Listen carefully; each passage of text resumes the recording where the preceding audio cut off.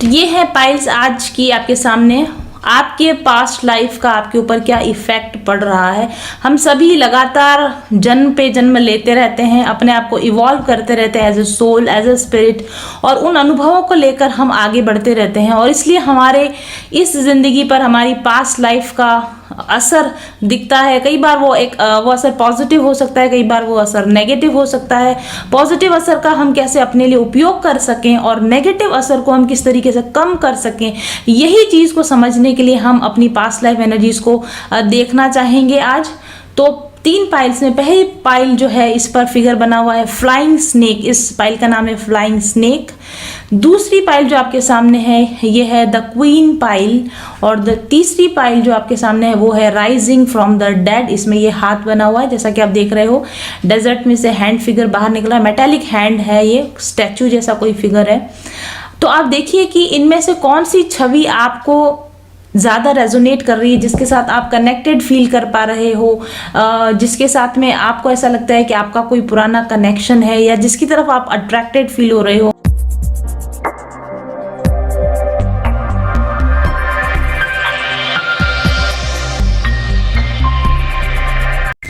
First pile पर हमारे पास में जो कार्ड्स आए हैं वो है ये जो फिगर यहाँ पर बना हुआ है ये इजिप्शियन कोबरा गॉडेस का यहाँ पर एक डिपिक्शन यहाँ पर बना हुआ है। इसको बूटो गॉडेस भी कहा जाता है, इजिप्शियन बूटो गॉडेस भी कहा जाता है, या इजिप्शियन कोबरा गॉडेस भी कहा जाता है। तो पहली चीज़ जो हमको आपके पास्ट लाइफ यहाँ पर समझ में आती है कि आप मिस्र की जो प्राचीन सभ्यता थी, एंशियंट इजिप्शियन सिविलाइजेशन से रिलेटेड हैं। ऑब्वियसली हम सभी के कई सारे जन्म होते हैं, और उसमें से एक जन्म आपका या एक से अधिक जन्म आपके मिस्र सभ्यता में हुए होंगे, और उसका इफेक्ट आज भी वर्तमान में भी आपकी जिंदगी पर पड़ रहा है। या हम ये कहें कि मिस्र सभ्यता में होने वाले आपके जो जन्म थे, उनके संस्कारों के प्रभाव इस वर्तमान समय में आपके जीवन पर पड़ रहे हैं। आप अपने जीवन में जो कुछ भी आपको अनुभव हो रहे हैं, या जो आपको व्यवहार मिल रहे हैं, जो आपको अनुभव मिल रहे हैं, जो रिश्तेदार आपको मिल रहे हैं, जो लोग आपको मिल रहे हैं, जो लव पार्टनर्स आपको मिल रहे हैं, मोस्ट प्रोबेबली ये उस समय के आपके उस समय के हैं जब आप मिस्र सभ्यता के अंदर किसी न किसी रूप में आप जन्मे थे, और उनके कार्मिक्स, उनके कर्मों के संस्कार की वजह से जो लोग आपको मिले हैं वे आपको इस समय में काफ़ी प्रभावित कर रहे हैं। आपकी अपनी मिस्र सभ्यताओं वाली जो आपके जीवन रहे होंगे, उन्होंने आपको इस समय में काफ़ी प्रभावित किया है। और इस काल से रिलेटेड जो आपके मित्र रहे होंगे, रिश्तेदार रहे होंगे, सगे संबंधी रहे होंगे, दोस्त रहे होंगे और दुश्मन रहे होंगे, उनका आपकी ज़िंदगी में अधिकतम प्रभाव इस समय में देखने को मिल रहा है। ऐसा मुझे आपके लिए फर्स्ट जो वाइब्स आती हैं वो इस तरह की वाइब्स आती हैं। दूसरे हमारे पास में इस एनर्जी को एक्सप्लेन करने के लिए दूसरे कार्ड भी मैंने बहुत सारे निकाले हैं, जो बार बार इसी एनर्जी को स्ट्रेंथन कर रहे हैं, बार बार प्रमाणित कर रहे हैं, जो मैं भी आपको थोड़ी देर में समझाऊंगी कि कैसे आप मिस्र सभ्यता को बिलोंग करते रहे हैं, और उसकी एनर्जी वाइब्स अभी भी कैसे आपको इफेक्ट डाल रही हैं। जो कार्ड्स हमारे पास में आए हैं, the Sands of the time. देखिए सैंड वर्ड है यहाँ पर। आपको पता है कि मिस्ट्रियन सभ्यता जो थी वो डेजर्ट में होने वाली सिविलाइजेशन थी। सैंड वर्ड जो है अगेन हमारा ध्यान आकर्षित करता है इस बात की तरफ। दूसरी चीज़ यहाँ पर एनिमल किंगडम कार्ड आपके लिए निकल कर आया है, और आपको ये भी पता है कि यहाँ पर भी ये एनिमल का ही डिपिक्शन किया हुआ है। और आप शायद जानते हो, अगर आप मिस्र सभ्यता के बारे में जानते हैं, तो वहाँ पर एनिमल गॉड्स और गॉडेसेस को बहुत माना जाता है। बहुत सारे एनिमल गॉड्स और गॉडेसेस, यानी एनिमल किंगडम को वहाँ पर बहुत अधिक इम्पोर्टेंस दिया जाता है। तो एनिमल किंगडम से रिलेटेड, यानी बहुत सारे एनिमल्स के साथ, एनिमल स्पिरिट्स के साथ आपका कनेक्शन है। बहुत सारे एनिमल स्पिरिट गाइड्स या आपके जो स्पिरिट्स गाइड हैं उनकी एनिमल जैसी एनर्जी उनके अंदर है। ऐसी भी वाइब्स मुझे यहाँ पर आ रही है। अगर आप नेक्स्ट कार्ड को अगर आप यहाँ देखेंगे, कंटेंटमेंट कार्ड, यहाँ पर भी मुझे यहाँ पर एनिमल नजर आ रहा है। और इसके अलावा अगर आप इस कार्ड को देखेंगे, 3 ऑफ लोटस कार्ड, अगेन यहाँ पर स्नेक्स नजर आ रहे हैं, जो हमारे फर्स्ट कार्ड को मिरर कर रहा है। तो एक से बाद एक कार्ड्स एक दूसरे को मिरर कर रहे हैं, एक दूसरे को सपोर्ट कर रहे हैं, और हमें इस चीज का बयान कर रहे हैं कि आप कहीं ना कहीं प्राचीन मिस्र सभ्यता को बिलोंग करते हैं। उस समय के आपके जो भी आचरण रहे होंगे वो आज भी आपको प्रभावित करते हैं। ओके, दूसरी चीज जो मैं आज आपको यहाँ पर बताना चाहती हूँ, ये जो यहाँ पर बना हुआ है ना, ये भित्ति चित्र बने हुए वॉल पेंटिंग्स जो मिस्र की पिरामिड्स में अंदर जो बरियल चैम्बर्स हुआ करते थे, बिल्कुल इंटरनली जहाँ पर कि ममीज को दफनाया जाता था, उसके बरियल चैम्बर्स के ऊपर जो डायग्राम्स जो ड्राइंग्स बनाई हुई होती थी, वो डायग्राम्स या ड्राइंग यहाँ पर ये बनी हुई है। तो ऐसा भी पॉसिबल है कि आप मिस्र में या तो आप किसी रॉयल फैमिली को बिलोंग करते हो, रॉयल फैमिली के मेंबर हो, जिनको कि इस तरह की खूबसूरत भित्ति चित्रों वाली ममीज यानी कि मकबरों के अंदर दफनाया गया हो। तो क्वाइट पॉसिबल है कि आप किसी राजसी फैमिली को बिलोंग करते हो, प्रिंस या प्रिंसेस हो आप वहाँ के, और आपको इस तरह के किसी खूबसूरत पिरामिड में दफनाया गया हो जिसके ऊपर खूबसूरत भित्तिकारी की गई हो, और आपको आज भी मिस्र पिरामिड्स अपनी तरफ अट्रैक्ट करते हो। उसके जो उनके अंदर जो निकलने वाले पात्र होते हैं, जो धातु के पात्र होते हैं, जो सोने के पात्र होते हैं, उस पर की गई जो नक्काशी होती है, उनकी जो ड्राइंग्स होती हैं, उनके जो कलर कॉम्बिनेशंस, इसी तरह के कलर कॉम्बिनेशन जो यूज किए जाते हैं, वो आपको बहुत अट्रैक्ट करते होंगे, ऐसा मुझे लगता है। नेक्स्ट चीज जो मुझे यहाँ पर समझ आ रही है, या फिर आप मिस्र में पिरामिड बनाने वाले समुदाय को बिलोंग करते होंगे, या पिरामिड के अंदर जो डायग्राम या ड्राइंग बनाने वाले जो आर्टिस्ट कैटेगरी को आप बिलोंग करते हो, ये भी काफ़ी पॉसिबिलिटी है। तो कहीं ना कहीं आप मिस्र के डिफरेंट जो लेवल्स होते हैं, ऐसा भी संभव है कि आपने वहीं पर बार बार कई बार जन्म लिया हो। कभी आपने कारीगर जो पिरामिड्स बनाते हैं उसमें, कई बार आपने वॉल पेंटिंग्स बनाने वाले किसी आर्टिस्ट के तौर पर, कई बार आपने रॉयल फैमिलीज के मेंबर्स के तौर पर, यानी कहीं ना कहीं डायरेक्टली या इनडायरेक्टली आपका संबंध मिस्र के भित्ति चित्रों से, मिस्र के पिरामिड से, मिस्र की ममीज से और मिस्र के रॉयल फैमिली से रहा हो, ऐसा मुझे लगता है। ओके, तो क्योंकि फ्लाइंग स्नेक था तो उड़ गया, उसमें हम कुछ नहीं कर सकते। तो यहाँ पर जो बात ये एनर्जी आपको अभी तक क्यों प्रभावित कर रही है, मिस्र की जो जहाँ पे आपने मिस्रियन लाइफ के अंदर, मिस्री लाइफ के अंदर आपने जो अनुभव लिए, वो आज तक आपको क्यों प्रभावित कर रहे हैं, क्यों वो स्पिरिचुअल इम्प्रिंट आपके अंदर से अभी जा नहीं पाई है। इसकी खास वजह यह है कि जब आप मिस्र में आपके जन्म रहे होंगे, तब भी आप स्पिरिचुअलिज्म की तरफ काफ़ी कनेक्टेड रहे होंगे। आप में आध्यात्मिक ज्ञान को पाने की लालसा आपके अंदर हमेशा से रही होगी, लेकिन आप उस आध्यात्मिक ज्ञान को पा नहीं सके होंगे। कारण कि मुझे ऐसा लगता है कि क्योंकि आप बिजी रहे होंगे, मे बी आप पिरामिड्स बनाने वाले किसी टीम मेंबर्स में, तो हमेशा वो लोग, जैसा कि हम देखते हैं, वो हमेशा बिजी रहते हैं अपने काम में, उनको आध्यात्मिक उन्नति का समय नहीं मिल पाता। या अगर आप रॉयल फैमिली से होंगे तो आप अपनी पॉलिटिकल लाइफ के अंदर इतना बिजी रहे होंगे कि आपको अपनी आध्यात्मिक उन्नति का समय नहीं मिल पाया होगा। लेकिन आप हमेशा से अंदर से ये चाहते थे कि आप अध्यात्म को समझें, आप धर्म को समझें, आप एक ट्रू डिवाइन सोल की तरह, एक ट्रू स्पिरिचुअल बीइंग की तरह अपनी जिंदगी का मकसद समझने की इच्छा आप हमेशा से उस समय में आप करते रहे थे।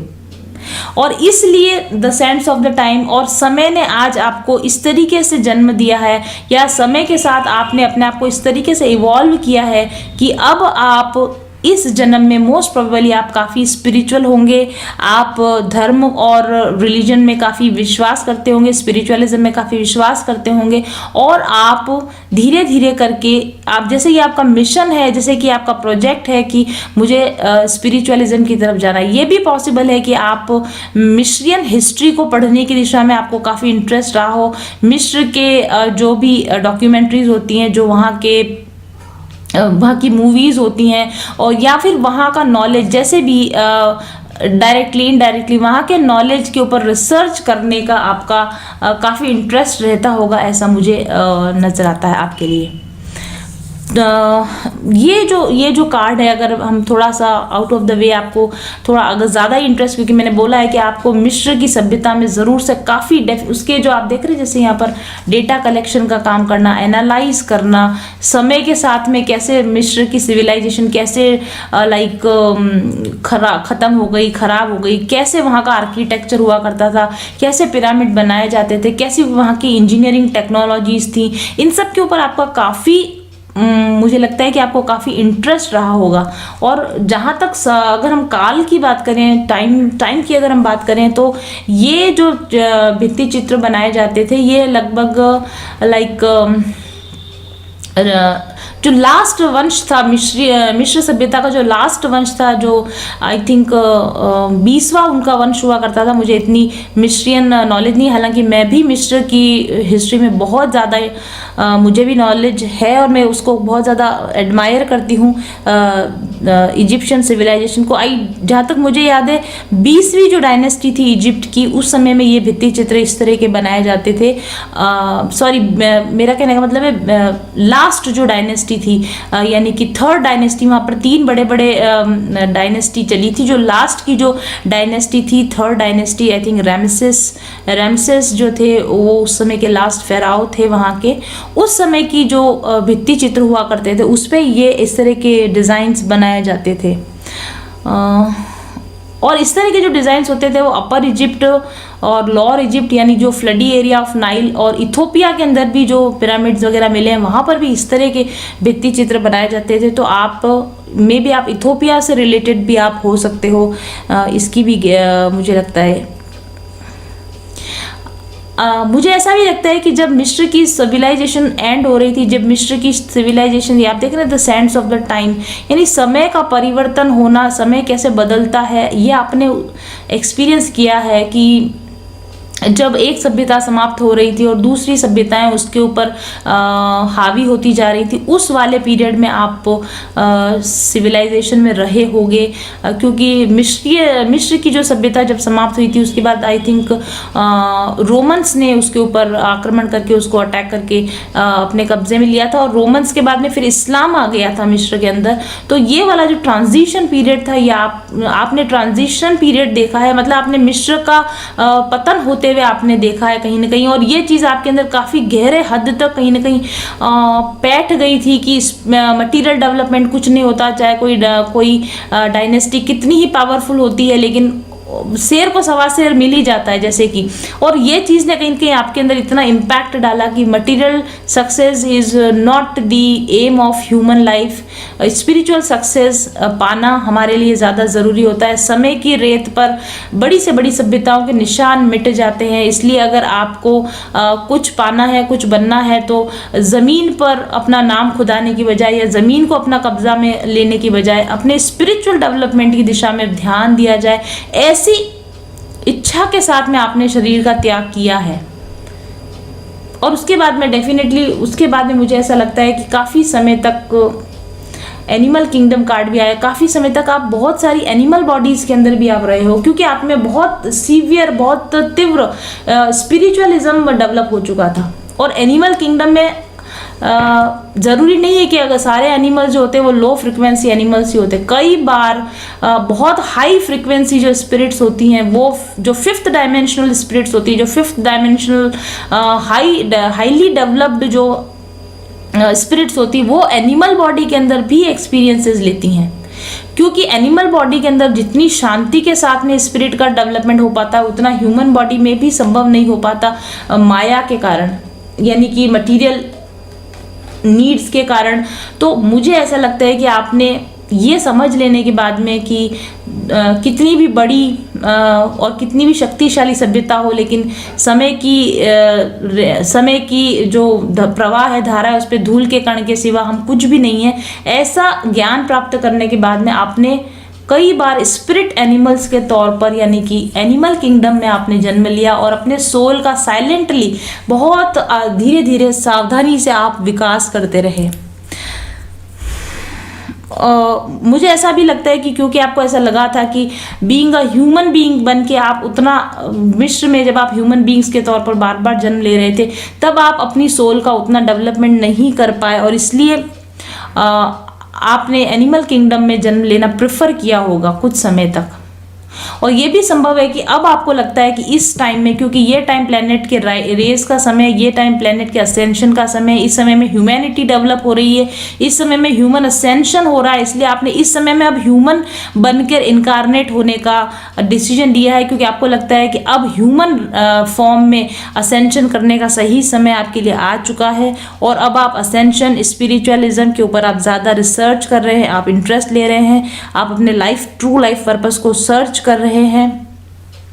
और इसी तरह के जो स्पिरिचुअल टॉपिक्स होते हैं, जैसे life after life after death, मतलब मरने के बाद क्या होता है, आत्मा का क्या होता है, परमात्मा क्या है, इस तरह के गहन गूढ़ विषयों पर आप इस समय में अपना ज्ञान बढ़ाने की कोशिश कर रहे हो, आपके अंदर साइकिक एबिलिटीज डेवलप हो रही हों, या फिर आप डीप मेडिटेशंस करते हो, या फिर आप एस्ट्रल ट्रैवल करते हो, इस तरह की प्रैक्टिसेस में आप इस समय में इन्वॉल्व हो, इसकी संभावना मुझे लगती है। तो आप एक पॉजिटिव इम्प्रिंट लेकर आए हैं। इजिप्ट की जो सभ्यता थी वहां से आपकी सोल एक पॉजिटिव इम्प्रिंट, और एनिमल किंगडम में जो आप रह कर आए हैं उसकी वजह से आप एक काफ़ी हाई पॉजिटिव इम्प्रिंट अपने अंदर लेकर आए हैं। It is a very positive reading.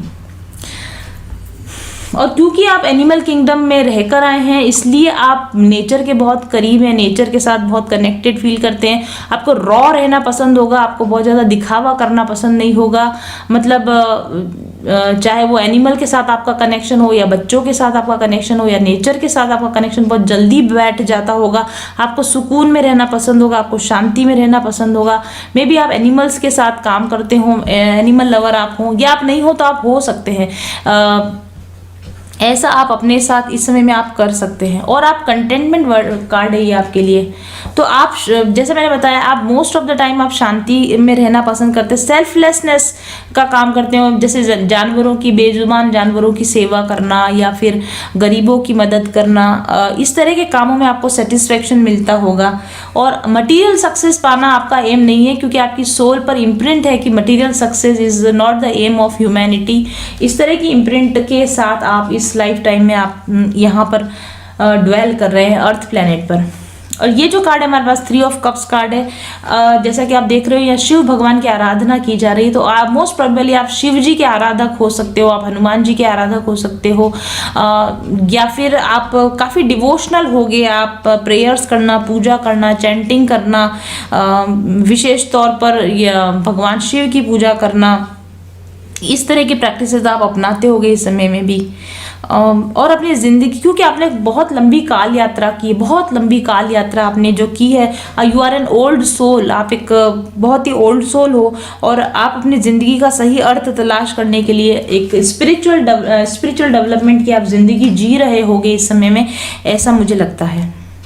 तो overall it is a very very good energy. फिर भी ये जो एनर्जी निकल कर आई है, तो आपको मेडिटेशंस पर ज़्यादा ध्यान देना चाहिए, आपको सेल्फ एनालिसिस पर ध्यान देना चाहिए, सेल्फलेसनेस यानी कि निस्वार्थ भाव से काम करना, निस्वार्थ भाव से सेवा करना, ये आपको ज़्यादा सुकून देगा, खुशी देगा। एनिमल्स के साथ में, नेचर के साथ में समय बिताएंगे तो आप अपने सोल के पर्पस को जल्दी समझ पाएंगे। या तो फिर आप यात्राएं कीजिए, यानी कि पिलग्रिमेजेस, तीर्थ यात्राएं, जैसे हिमालय की ओर यात्रा करी, या गंगा के साथ साथ आपने यात्रा करी, या केदारनाथ या बद्रीनाथ, या जिस भी आप रिलीजन को बिलोंग करते हो, उनके जो पिलग्रिमेजेस होती हैं, उनकी जो यात्राएं होती हैं, तीर्थ यात्रा, वो करने से आपको सुकून मिलेगा। या फिर हिस्ट्री की नॉलेज लेना, या फिर पेंटिंग करना, डिज़ाइनिंग करना, या फिर म्यूजिकल इंस्ट्रूमेंट्स के साथ में काम करना, या फिर एनिमल्स या पेट केयर, पेट की एनिमल की या किसी और दूसरे पेट्स की केयर करना, या एनवायरमेंटलिस्ट की तरह काम करना, पर्यावरण विज्ञानी की तरह काम करना, या फिर जैसे पिरामिड्स वगैरह की तरह के जो आर्किटेक्चरल बिल्डिंग्स होती हैं, उन बिल्डिंग्स के अंदर काम करना, डिज़ाइनिंग का काम करना, उस तरह के वर्क अगर आप करेंगे तो आपकी सोल को सेटिस्फैक्शन मिलेगा। और otherwise overall it is a very very positive energy. File number 2 में हमारे पास जो कार्ड है, ये द क्वीन कार्ड, जो पहला कार्ड है जो आपने चूज किया है, इसकी अगर आप एनर्जी को देखेंगे तो ये विक्टोरियन एरा को दिखाता है या एलिजाबेथ एरा को ये दिखाता है, यानी यूरोप के जो मध्य यूरोपियन जो सभ्यता थी उसको ये दर्शाता है। तो मोस्ट प्रोबेबली आप इस समय में आपको जो एनर्जीज, आपकी पास्ट लाइफ की जो एनर्जीज सबसे अधिक प्रभावित कर रही है वो 15वीं 16वीं या 17वीं शताब्दी का जो यूरोप हुआ करता था उसमें आपके कहीं जन्म रहे होंगे, और वही एनर्जी वही सोल इम्प्रिंट है जिसको लेकर, वही सबसे स्ट्रॉन्ग सोल इम्प्रिंट है जो इस वक्त में आपको प्रभावित कर रही है। क्योंकि हालांकि हम सभी के बहुत सारे जन्म होते हैं और हर जन्म के अपने कुछ इम्प्रिंट्स होते हैं, लेकिन इस जन्म में जो आपको सबसे अधिक प्रभावित करने वाली एनर्जी है वो है आपके यूरोप में, यानी इंग्लिश कंट्रीज में आपके कोई बर्थ हुए होंगे, वो भी मध्यकालीन यूरोप के अंदर, यानी 15वीं शताब्दी या 15th century, 16th century, 17th century में जो आपके जन्म हुए होंगे यूरोप के किसी देशों के अंदर, उनके इम्प्रिंट्स अभी भी आपके अंदर हैं जो कि आपको काफ़ी इन्फ्लुएंस कर रहे हैं।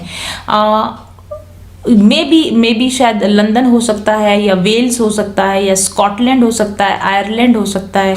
मतलब आपको ये देश बहुत अट्रैक्ट करते होंगे, यहाँ की कल्चर आपको बहुत अट्रैक्ट करती होगी, यहाँ के लोगों का बोलने का तरीका, यहाँ का पहनावा, यहाँ का रहन सहन आपको बहुत अट्रैक्ट करता रहता होगा अभी भी। या जैसे स्पेन या पुर्तगाल वगैरह जो देश है, पोर्टुगीज है, फ्रांस की सभ्यता होगी, या इटली की सभ्यता भी, जब बच्चों को फ्रांस की और ये डिफरेंट देशों के रिवॉल्यूशंस पढ़ाए जाते हैं उसमें आप फैसिनेट हो जाते होगे इन देशों की जो हिस्ट्री जानते हुए। हो सकता है हिस्ट्री के, मुझे ऐसा लगता है कि हिस्ट्री के स्टूडेंट रहे होगे और आपने हिस्ट्री भी खास तौर पर इसीलिए लिए क्योंकि आपको मध्यकालीन हिस्ट्री पर बहुत आपको इंटरेस्ट रहता है। तो अगर ऐसा है तो उसकी वजह यह है कि आपका खुद का जन्म इस एरा के अंदर, इस यूरोपियन एरा के अंदर आपका जन्म कहीं ना कहीं हुआ होगा। मोस्ट पॉसिबली 16वीं शताब्दी के आसपास जब एलिजाबेथ रूल कर रही थी उस समय के आसपास, या उसके पहले, उसके बाद में, वहाँ का जो एरिया है और यूरोप की सभ्यताओं में आपका जन्म हुए हैं। एक से अधिक आपके जन्म हुए हैं। मोस्ट ऑफ दी आपके जो जन्म है जो इस समय में आपको इन्फ्लुएंस करे वो आपके यूरोप में होने वाले आपके जन्म हैं जो आपको इफेक्ट कर रहे हैं।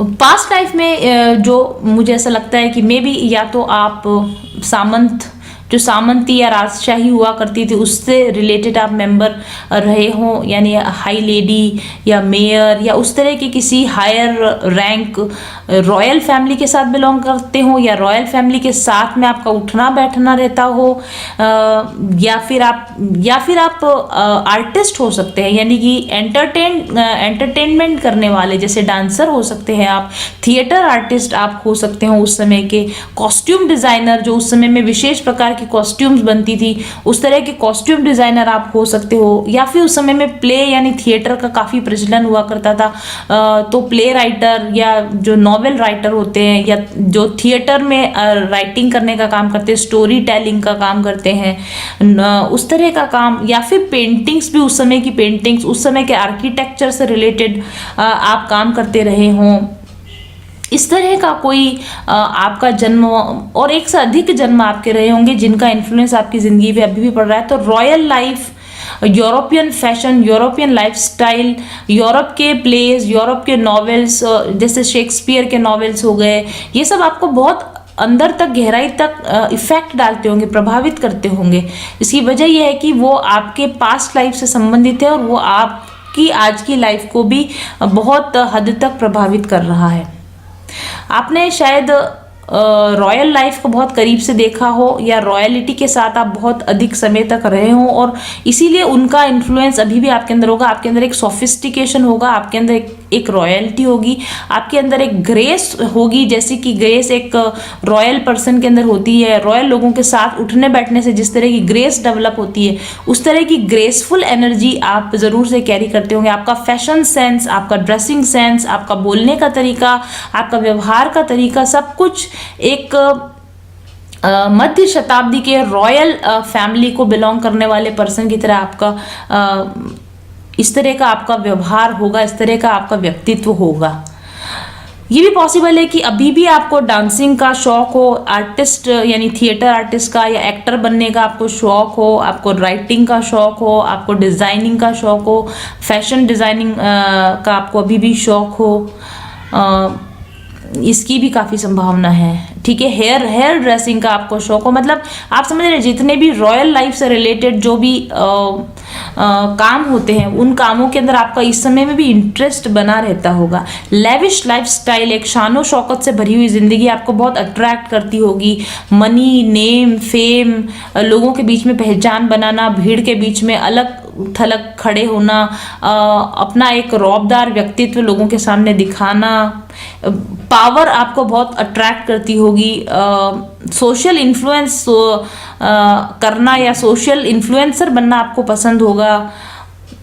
ये भी पॉसिबल है कि आप ना लोगों की मिमिक्री बहुत अच्छा करते हो, मिमिक्री आर्टिस्ट हो आप टीवी सीरियल्स में अपना भाग्य आजमा रहे हो, या आप बॉलीवुड में अपना भाग्य आजमा रहे हो, या आप स्टेज शोज वगैरह करने में अपना हाथ आजमा रहे हो, या वॉइस ओवर या डबिंग आर्टिस्ट की तरह आप काम करना चाहते हो, सिंगर बनना चाहते हो, एक सोफिस्टिकेटेड लग्जरी लेविश लाइफ आप अपने लिए चाहते हैं। मे बी आप कविताएं लिखते हैं, लिरिक राइटर हो सकते हैं, आप कोरियोग्राफर हो सकते हैं, या ऐसा करने की आपकी इच्छा हो।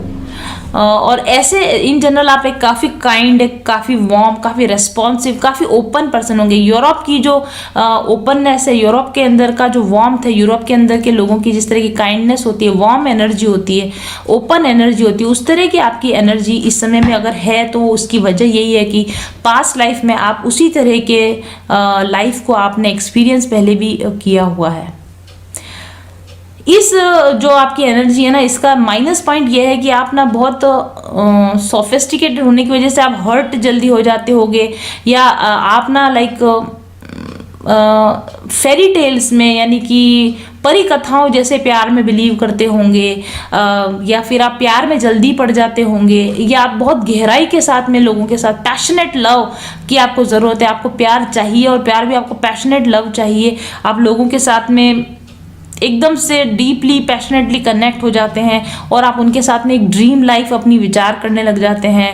ब्यूटी आपको जल्दी अट्रैक्ट कर लेती है, पावर आपको जल्दी अट्रैक्ट कर लेती है, मनी आपको अट्रैक्ट कर लेती है, और बहुत जल्दी आप अटैच हो जाते हैं, प्यार में पड़ जाते हैं, और फिर जब डिसअपॉइंटमेंट होता है तो आप हर्ट भी जल्दी हो जाते हैं, सैड भी जल्दी हो जाते हैं। मोस्ट ऑफ द टाइम आप में से कुछ लोग प्रोकास्टिनेट करते होंगे, टालते हैं चीज़ों को, हार्ड वर्कर नहीं है, मेहनत ज़्यादा नहीं करना चाहते, कम मेहनत में ज़्यादा धन कैसे आ जाए, कम मेहनत में ज़्यादा ऊपर कैसे उठ जाए, यानी कि एकदम से लॉटरी कैसे लग जाए, या एकदम से कैसे कुछ रातों रात ऐसा कुछ जादू हो जाए, कुछ चमत्कार हो जाए कि मुझे मेरा प्यार मिल जाए या मुझे मेरी फैंटेसी लाइफ मिल जाए। इस तरह का आपका नेचर होगा। आप एम्बिशियस हो गए, आप बिग ड्रीम्स देखते होंगे, जो कि कोई बुरी बात नहीं है कोई, लेकिन उसके अपने ड्रॉबैक्स होते हैं। जब आप कम मेहनत करके बड़े सपने देखते हैं और फिर वो पूरे नहीं हो पाते, उसकी वजह से डिसअपॉइंटमेंट भी हो जाता है। तो ये इस तरह की एनर्जी आपकी यहाँ पर रही होगी। अगर ये रेजोनेट नहीं होता तो आप दूसरी पाइल को भी देख सकते हैं। ओके, तो यहाँ पर आपके लिए जो कार्ड आया है, 6 ऑफ फोर्सेस कार्ड आया है। तो पहली चीज़ जो आपको समझ लेनी चाहिए वो ये कि बहुत ज़्यादा मटीरियल चीज़ों की तरफ आपका जो झुकाव है, आपका जो इंक्लाइनेशन है, उसको थोड़ा कम करके अपनी इमोशनल साइड के साथ में जुड़ने की कोशिश कीजिए। अपनी इच्छाओं को थोड़ा कम करने की ज़रूरत है, लेट गो कीजिए, डिज़ायर्स को लेट गो कीजिए। बाहरी लोगों की बाहरी अपीयरेंस, लोगों की बाहरी चमक दमक के ऊपर जाने से बेटर है कि आप जो रियल डील होती है उस पर जाइए, यानी कि जो स्पिरिचुअल डेवलपमेंट होता है, या लोगों के बाहरी आवरण से प्रभावित होने की बजाय वो अंदर डीप डाउन क्या है उसके ऊपर आप जाने की कोशिश किया कीजिए। तो आप हर्ट नहीं होंगे, या फिर आप बहुत जल्दी लोगों से प्रभावित नहीं होंगे।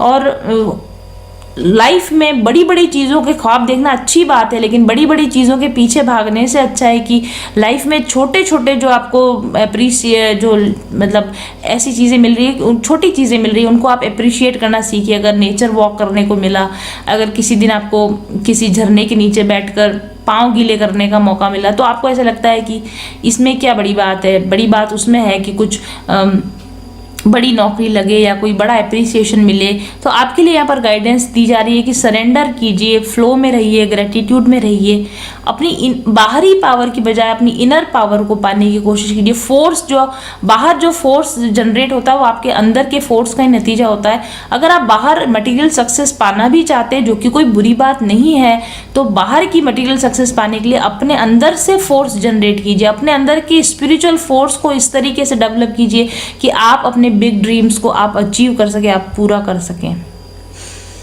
और यहाँ पर आपके लिए एटलांटिस कार्ड आया है।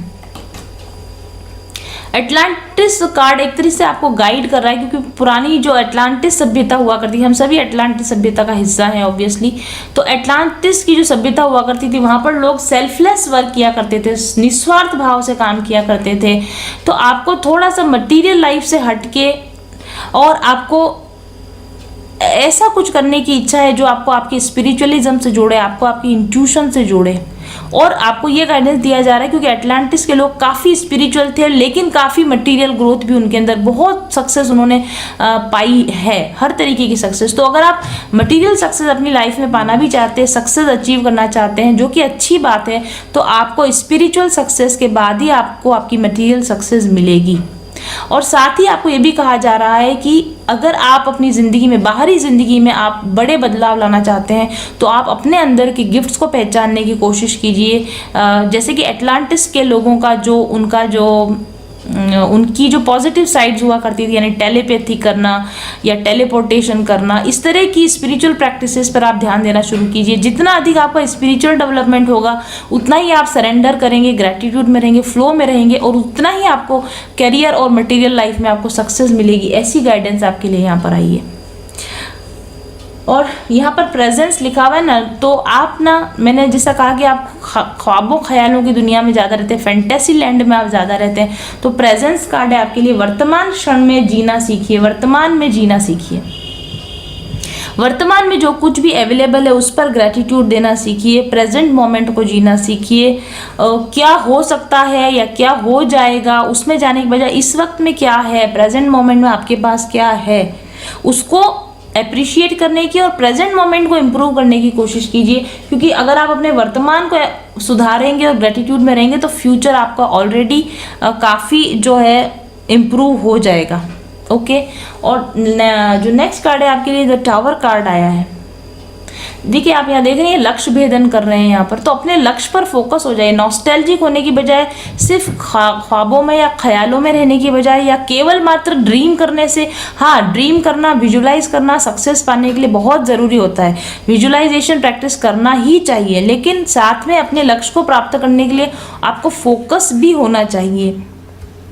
और आपका जो भी बड़े ड्रीम है उनको अचीव करने के लिए जो नेसेसरी एक्शन है, आपको वो एक्शन लेने की ज़रूरत है। क्योंकि ड्रीम आप देखते हैं वो माइंड में देखते हैं, नॉस्टैल्जिया में आप देखते हैं, लेकिन प्रेजेंट मोमेंट में जब आप रहते हैं, वर्तमान में जब आप रहते हैं, तो आप एक्शन ओरिएंटेड होते हैं। आपको कहा जा रहा है कि आपको एक्शन लेने की ज़रूरत है, आपको प्रॉपर एक्शन लेने की ज़रूरत है। ज़्यादा फोकस के साथ अपने एम की दिशा में आपको प्रॉपर एक्शन लेने की ज़रूरत है। वो सपना अपनी आंखों में पाले रखिए, ड्रीम देखते रहिए, विजुलाइज करते रहिए, लेकिन एक्शन भी ज़रूरी है, क्योंकि बिना एक्शन के सपने मर जाते हैं। डेथ कार्ड भी है एक तरह का। अगर आप एप्रोप्रिएट एक्शन नहीं लेंगे तो आप अपने सपनों को पूरा नहीं कर पाएंगे। और आप घर पर बैठे बैठे चाहे कितने भी हवाई किले बना लें, लेकिन जब तक उसका प्रॉपर एक्शन नहीं लेंगे, तब तक आपका कोई भी ड्रीम फुलफिल होने वाला नहीं है। तो अपने ड्रीम को पूरा करने के लिए प्रेजेंट मोमेंट पर फोकस कीजिए, प्रॉपर एक्शन लीजिए, अपना स्पिरिचुअल डेवलपमेंट कीजिए, ताकि आप अपने इस पास्ट लाइफ इन्फ्लुएंस से बाहर निकल सके और पास्ट लाइफ के गिफ्ट्स को पहचान सके, पास्ट लाइफ के टैलेंट्स को पहचानिए और पास्ट लाइफ की वीकनेसेस को लेट गो कर दीजिए। ओके, और अपना स्पिरिचुअल डेवलपमेंट करेंगे तो आपको मटेरियल सक्सेस जरूर से मिल जाएगी। इसलिए मटेरियल सक्सेस पाने से पहले स्पिरिचुअल सक्सेस पर कंसंट्रेट कीजिए, ऐसा गाइडेंस आपके लिए है। पाइल नंबर 3 यानी rising from the dead pile में हमारे पास बहुत ही इंपॉर्टेंट कार्ड्स आए हैं, और सबसे इंपॉर्टेंट चीज़ जो मुझे यहाँ समझ में आ रही है, आपके लिए हाई प्रीस्ट कार्ड भी आया है और हाई प्रीस्टेस कार्ड भी आया है, और तीसरा भी आपके लिए, आप देख रहे हैं यहाँ पर मेडिटेटिव फिगर यहाँ पर आया है, द बुद्धा प्रिपेयर्स। बहुत बहुत हाईली स्पिरिचुअल एनर्जी, और यहाँ पर इजिप्शियन वर्ड भी लिखा हुआ है, यहाँ डेजर्ट भी बना हुआ है।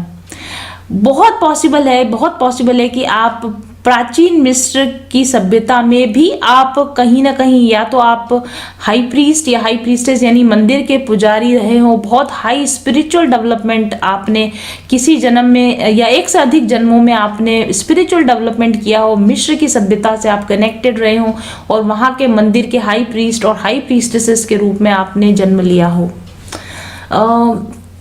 ये भी पॉसिबल है कि उसके बाद के जन्म भी यानी कि यानी इंडिया में, भारत के अंदर भी जब महावीर स्वामी या बुद्ध भगवान जब हमारे यहाँ पे थे, लगभग 2000 साल पहले की मैं बात कर रही हूँ, तो लगभग 2000 साल पहले भी आपके जन्म हुए हैं जब आपने संतों की तरह, साधुओं की तरह, मॉन्क की तरह, जो बौद्ध मंक होते हैं या जो जैन मंक होते हैं या हिंदू वैदिक साधु सन्यासी होते हैं, उस तरह के भी आपने जन्म लिए हुए हैं, ऐसा मुझे लगता है।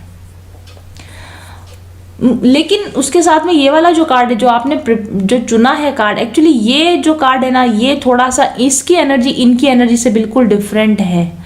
मुझे ऐसा लगता है कि आप, और ये जो इस समय में ये जो आपको दिख रहा है ये रोमन हेड, रोमन एमुलेट या रोमन हैंड कहलाता है। रोम में इस तरह के स्कल्पचर्स, ये इस तरह के धातु की बने हुए जो बड़े बड़े स्ट्रक्चर्स होते थे ये बनाए जाते थे, रोम में बनाए जाते थे, प्राचीन मिस्र में बनाए जाते थे, जो पावर का प्रतीक होते हैं, जो स्पिरिट के साथ कनेक्शन का प्रतीक होते हैं, या कई बार ये मिस्टिक एनर्जीज जो होती है जैसे जादू टोना, इस तरह की एनर्जीज का भी ये प्रतीक होते हैं। तो यहाँ पर एक मिक्स एनर्जी निकल कर आई है। मुझे ऐसा लगता है कि आप एंशियंट रोम या एंशियंट ग्रीस को बिलोंग करते रहे होंगे, यानी रोमन सभ्यता और ग्रीक सभ्यता में आपके कई सारे जन्म रहे होंगे पहले। यानी वो भी कब, प्री क्रिश्चियन एरा के समय, यानी कि जब ईसा पूर्व, यानी कि लाइक 800 या 1000 BC है ना, बिफोर क्राइस्ट, ईसा पूर्व जो रोमन साम्राज्य हुआ करते थे, ईसा पूर्व का जो ग्रीस हुआ करता था, ग्रीक सभ्यता हुआ करती थी, वहां पर आपका कई सारे आपके जन्म हुए हैं। मतलब वो एनर्जी आप अभी भी कैरी करें, जन्म तो हम में से सभी के उन जगहों पर हुए होंगे, लेकिन वो पर्टिकुलर एनर्जीज इस समय में आपको इफेक्ट डाल रही हैं।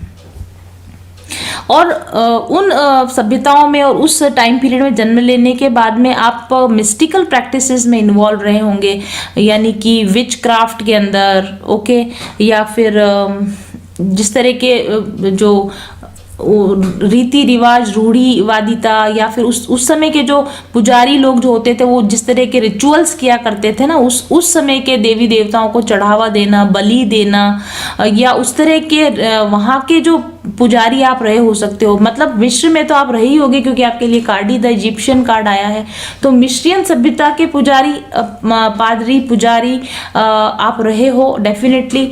हिंदू वैदिक सभ्यता में आप इसी तरह के जन्म लिए हो डेफिनेटली। लेकिन आपका इस समय में जो सबसे ज्यादा इन्फ्लुएंस आपको डाल रहा है वो आपका जो रोमन कालीन और जो पुराने एंशिएंट ग्रीक के समय में आप जो हाई प्रीस्ट रहे, या आप हाई प्रीस्टेस रहे, या फिर आप किसी तरह के विच क्राफ्ट में आप लगे हुए रहे, उसकी एनर्जीज आपको इस समय में काफी इफेक्ट डाल रही हैं। ये भी पॉसिबल है कि आप एंशिएंट रोम में आप किसी तरह के फिलोसोफर रहे हों, या पॉलिटिशियन रहे हों, या राजा के मुख्य सलाहकार, या राजा के जो सलाहकारों की टीम होती है उसके अंदर आप रहे हों, गवर्नमेंट में कोई इंपॉर्टेंट पद पर आप रहे हों, लॉ एंड ऑर्डर को मेंटेन करने वाले पुलिस डिपार्टमेंट होता है, या जिस तरह का न्याय डिपार्टमेंट होता है उसके अंदर आप वर्क करते रहे हो, ऐसा मुझे लगता है। न्यायप्रियता के लिए लड़ना, पावर के लिए लड़ना, सत्ता हासिल करने की दौड़ में, या सत्ता को डिफेंड करना, सत्ता को बचाने या सत्ता को पाने के लिए जो लोग लगे हुए रहते हैं, जुड़े हुए रहते हैं, ऐसे किसी लोगों के साथ में आप रहे होगे। आपको प्राचीन रोम की सभ्यता बहुत आपको अट्रैक्ट करती होगी, प्राचीन ग्रीस सभ्यता आपको बहुत अट्रैक्ट करती होगी। और आपको ये भी पता है कि जो रोम था उसी ने बाद में मिस्र के ऊपर अटैक किया था। अगेन फर्स्ट पाइल भी आप देखिएगा, शायद आपको रेजोनेट करेगी।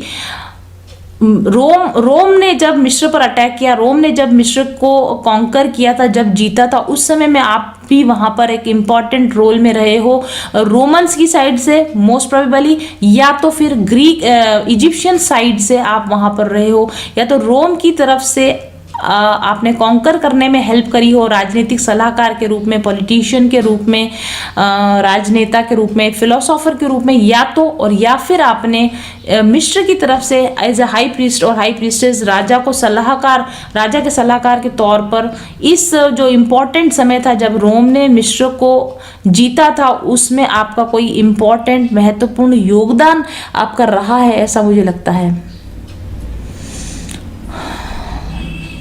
और मुझे ऐसा भी लगता है कि आप किसी तरह की मैजिक प्रैक्टिस, काला जादू, इस तरह की प्रैक्टिसेस आप करते रहे हो, या कोई स्पिरिचुअल प्रैक्टिसेस, ममीफिकेशन की प्रैक्टिसेस, या फिर दुश्मनों को अपने से दूर हटाने के लिए उस तरह की जो प्रैक्टिसेस होती हैं, उस तरह की प्रैक्टिसेस आप करते रहे हो। सांप्रदायिक कट्टरता वाद आपके अंदर भरा हुआ हो, अपनी रेस के लिए, अपनी जाति के लिए, अपने देश के लिए, अपने धर्म के लिए कट्टरपंथी रवैया आपका रहा हो, ऐसा मुझे यहाँ पर लगता है।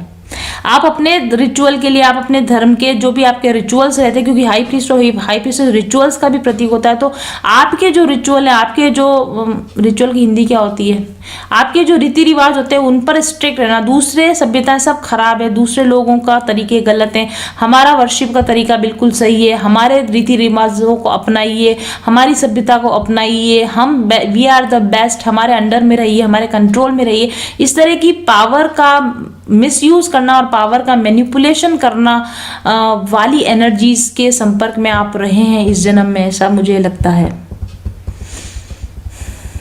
आप काफी गोल ओरिएंटेड रहे होंगे, आपको विन करना है, आपको विक्ट्री लेना ही है, आपको कॉन्कर करना ही है, आपको दुनिया में अपना प्रभाव छोड़ना ही है, आपकी राय मायने रखनी चाहिए, आप गोल ओरिएंटेड रहे होंगे, आप हार्ड वर्किंग रहे होंगे। और मुझे ऐसा लगता है कि इसका नतीजा आपको कुछ नहीं निकला होगा। अंत में जब आपका अंत हुआ होगा तो सूखे रेगिस्तान में आपका अंत हुआ होगा, पानी की एक बूंद भी ना मिल पाई हो, इस तरीके का आपका कोई अंत हुआ होगा। और अंत समय में आपको ये ज्ञान हुआ होगा कि नो, मैंने जो कुछ भी किया, मैंने जो कुछ भी पावर पाने की कोशिश करी, अंत समय में वो पावर मेरे हाथ में नहीं आई, मेरे मैनिपुलेशंस मेरे काम नहीं आए, मेरी सत्ता मेरे काम नहीं आई। ये हाथ आपको याद दिलाता, सिकंदर के खाली हाथ की याद दिलाता है कि उसने आपको शायद ये स्टोरी पता हो कि सिकंदर ने कहा था कि अर्थी से मेरे दोनों हाथ बाहर रखना, ताकि लोग जाते समय ये देख सकें कि सिकंदर दुनिया में चाहे कितना भी जीत के गया हो, लेकिन जाते समय खाली हाथ गया। इसी तरह के रियलाइजेशन के साथ आपकी भी डेथ हुई और आपने इस चीज़ को समझा कि पूरी दुनिया को कॉन्कर कर लो, उसका कोई फायदा नहीं, कोई नतीजा नहीं। और इससे आपका बिग टाइम ट्रांसफॉर्मेशन हुआ और फिर आपने अगले जन्मों के अंदर बिल्कुल पावर को छोड़ दिया।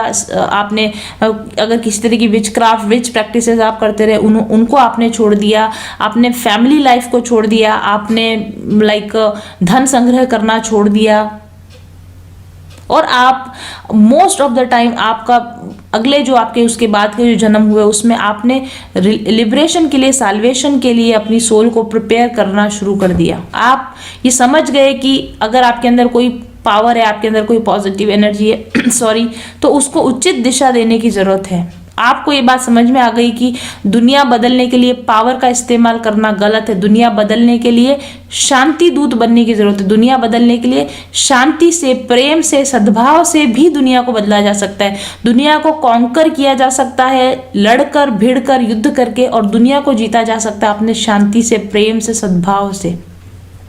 ऐसा आपने रियलाइजेशन किया है, ऐसा मुझे लगता है। और यही रियलाइजेशन आपने, मुझे ऐसा भी लगता है कि आपने यही रियलाइजेशन बार बार किया है। मिस्ट्रियन सभ्यता में आपके जन्म हुए तब भी आपने किया, जब हिंदू वैदिक सभ्यता में आपके जन्म हुए तब भी आपने ये रियलाइजेशन किया। और अल्टीमेटली इस समय में आपके अंदर लीडरशिप क्वालिटीज डेफिनेटली हैं, आपके अंदर कम्युनिकेशन स्किल्स डेफिनेटली हैं, लेकिन अब आप समाज को रूल नहीं करना चाहते, बल्कि आप एक अच्छे समाज को बनाने की इच्छा करते हैं। आप अपने अंदर की कमजोरियों को, अपने अंदर की डेविल एनर्जी को कंट्रोल रखने की इच्छा करते हैं और आप अपने सेल्फ डेवलपमेंट पर कॉन्सेंट्रेटेड हैं इस समय में, ऐसा मुझे लगता है। ऐसा भी पॉसिबल है कि आप मेडिसिनल प्लांट्स की स्टडी कर रहे हो, हाई रिसर्च आप करते हो, हायर एजुकेशन में आप हो, डॉक्टर हो सकते हैं आप, किसी तरह के हीलर हो सकते हैं आप, रिसर्चर हो सकते हैं आप, साइंटिस्ट हो सकते हैं, आपने कोई हाई स्टडीज आपने करी होंगी, आपने माइंड को अपने बैलेंस लाने की स्टडी करी है, क्रिस्टल्स के साथ, हर्ब्स के साथ, असेंशियल ऑयल्स के साथ वर्क करने वाले आप हों, ऐसा भी मुझे लगता है। या नहीं है तो आपको ऐसा करना चाहिए, ये आपको हेल्प करेंगी, ये चीज़ें आपको हेल्प करेंगी। और हाई प्रीस्ट और हाई प्रीस्टेस कार्ड आपको ये बता रहा है कि अपने हायर सेल्फ के साथ में, अपने स्पिरिट गाइड्स के साथ में कनेक्ट होने की कोशिश कीजिए। आप में अभी भी वो लीडरशिप क्वालिटीज़ हैं जो पास्ट लाइफ में थी, वो लीडरशिप क्वालिटीज़ आप में अभी भी हैं, वो कम्युनिकेशन स्किल्स आप में अभी भी हैं, दुनिया को जीतने की पावर, वो ताकत आप में अभी भी है। लेकिन अब आप अपना वो रास्ता बदल चुके हैं और आपको रास्ता बदल देना चाहिए। लीडर बनिए, लेकिन एक नोबल लीडर बनिए। और हाई प्रीस्टेस कार्ड पर यहाँ देवी सरस्वती बनी हुई है, तो आप ज्ञान को प्राप्त कीजिए, नॉलेज की साधना कीजिए, ज्ञान की साधना कीजिए और उसी नॉलेज को बांट कर आप एक लीडर बनेंगे। आप एक स्पिरिचुअल लीडर बनने के आपके अंदर गुण हैं। जो आपके अंदर पहले युद्ध के द्वारा जीतने के गुण थे, उनको आपने बदल लिया। अब एक स्पिरिचुअल लीडर बनने के आपके अंदर गुण हैं। म्यूजिक के द्वारा, ये आप देख रहे हैं वीणा बज रही है यहाँ पर, तो म्यूजिक के द्वारा, रागों के द्वारा अपने आप को हील कीजिए और लोगों को हील करने की कोशिश कीजिए। अपने हायर सेल्फ से कनेक्ट होने के लिए साउंड्स और म्यूजिक का आप सहारा ले सकते हैं। और इस लाइफ टाइम में अपने पुराने जो भी आपके बैड डेविल साइड है उसको छोड़कर ज्ञान के द्वारा, नॉलेज के द्वारा, संगीत के द्वारा, शांति के द्वारा, साधना के द्वारा, मेडिटेशन के द्वारा आपको अपने सोल पर्पस की प्राप्ति होगी और आपको अपनी ट्रू पावर पहचान में आएगी। असली पावर सत्ता में नहीं है, असली पावर शांति में है। ये बात आप इस जन्म में आप सीखेंगे। अगर आप किसी भी तरह की प्रॉब्लम से जूझ रहे हैं, चाहे वो लव रिलेशनशिप में आप जूझ रहे हैं या आप करियर में जूझ रहे हैं, पैसों की प्रॉब्लम हो रही है, हेल्थ फ्रंट पर आप लड़ाई लड़ रहे हैं, you just come to me. Tarot cards के द्वारा आपके ब्लॉकेजेस पहचानेंगे, आपकी प्रॉब्लम्स के रूट कॉजेस को पहचानेंगे। अकॉर्डिंगली मैं आपके लिए एक कस्टमाइज्ड स्पिरिचुअल हीलिंग कोर्स आपको बना के दे पाऊंगी। उस हीलिंग कोर्स को आप लीजिए और अपनी जिंदगी की प्रॉब्लम्स से निजात पाइए। अगर आप मेरे साथ एक टैरो सेशन बुक करवाना चाहते हैं तो सबसे पहले आपको अग्रिम बधाई, क्योंकि आप उन बहुत कम भाग्यशाली लोगों में से होंगे जिनके साथ मेरे स्पिरिट गाइड्स बातचीत करना चाहते हैं और आगे के जीवन के लिए सही दिशा निर्देश दिखाना चाहते हैं। मेरे टैरो रीडिंग सेशन में आपकी पास्ट, प्रेजेंट और फ्यूचर एनर्जीज को चेक किया जाता है। साथ ही आपके आकाशिक रिकॉर्ड्स और सोल इम्प्रिंट्स को भी चेक किया जाता है।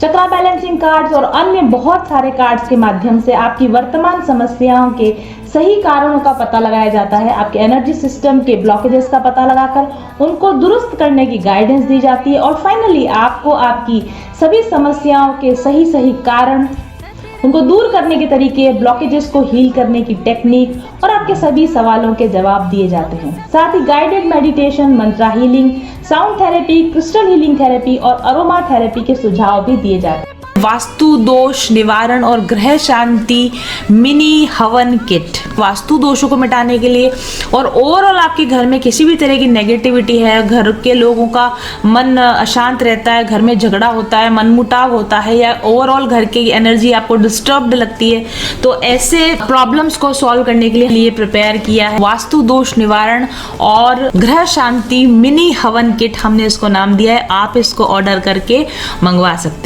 फोकस के साथ अपने लक्ष्य की ओर बढ़ने के बारे में सोच रहे हैं तो इसमें आपकी मदद करने के लिए मैं लाई हूँ मेरा अपना डिजाइन किया हुआ माय माइंडफुल जर्नी प्लानर।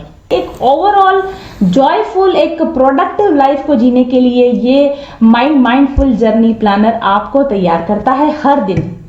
ये जादुई करिश्मा कैसे होता है ये देखना चाहते हैं तो माय माइंडफुल जर्नी प्लानर के साथ काम कीजिए और खुद अनुभव कीजिए।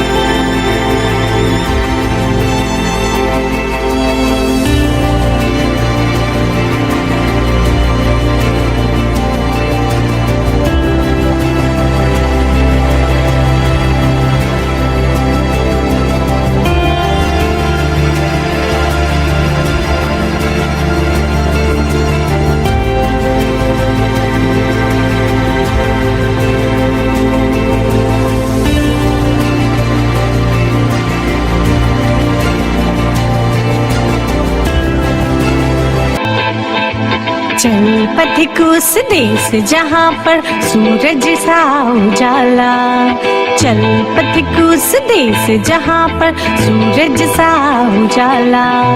चांद से शीतलता है हर पल जो फूलों की माला, एक दूजे का हाथ थाम कर आगे बढ़ते जाए। मधुर गीत के गुंजन के संग ज्ञान के दीप जलाए। भीतर की यात्रा कर ले तू थाम के हाथ हमारा, कठिन राह पर हम बनेंगे एक दूजे का सहारा। उजाले की ओर ले चले, उजाले की ओर ले चले, उजाले की ओर ले चले, उजाले की ओर ले चले। चल पथिक उस देश जहाँ पे सूरज सा उजाला, चल पथिक उस देश जहाँ पे सूरज सा उजाला। मिट जाता है सबके जीवन का अंधेरा काला, सतरंगी सपने हैं जो